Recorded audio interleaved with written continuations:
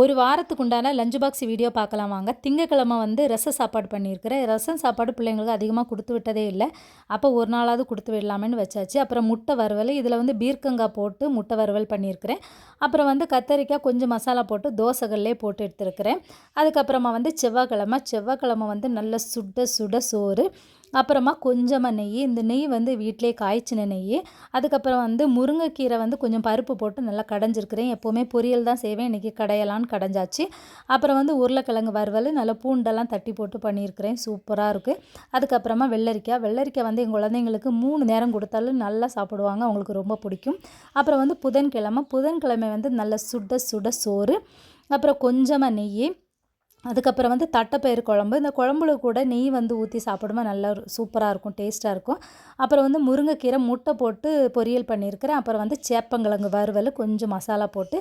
அதுக்கப்புறம் வியாழக்கிழமை வந்து சோயா சாப்பாடு பண்ணியிருக்கிறேன். நல்லா குட்டி குட்டியான சோயா. என் பாப்பா வந்து ரொம்ப ஆசைப்பட்டு கேட்டுகிட்டே இருந்தால், அதனால் சாப்பாடாக வச்சிடலான்னு வச்சாச்சு. அதுக்கப்புறமா வந்து சைடிஷ்ஷுக்கு வந்து கோவக்காய் பொரியல் வச்சுருக்கிறேன், அதுவும் அவளுக்கு ரொம்பவே பிடிக்கும். அப்புறம் வந்து இன்றைக்கி வந்து கேரட்டை வந்து ஆவியிலே வேக வச்சு எடுத்து 2 பேரும் கொஞ்சம் கொஞ்சம் வச்சாச்சு.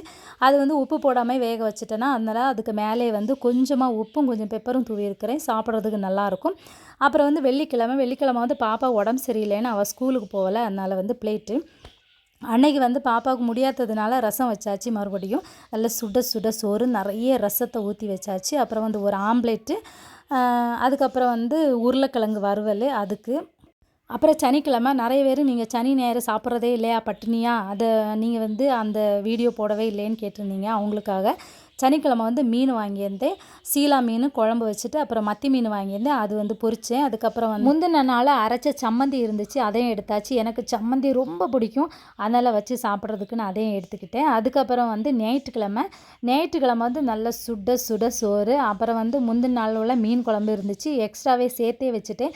2 நாளாக மண்சட்டியில் வச்சு சாப்பிடும்போது செம்ம டேஸ்ட்டாக இருக்கும். அதனால் நான் எப்போவுமே 2 நாள் 3 நாள் வச்சு சாப்பிடுவேன், அதனால் எடுத்தாச்சு. அதுக்கப்புறம் வந்து இன்றைக்கி சிக்கன் வாங்கியிருந்தோம் ஞாயிற்றுக்கிழமை. அப்போ சிக்கனு, அப்புறம் அது மீறி இருந்த மத்தி, அப்புறம் பச்சை வெங்காயம், வெள்ளரிக்காய், அவ்வளோதான்.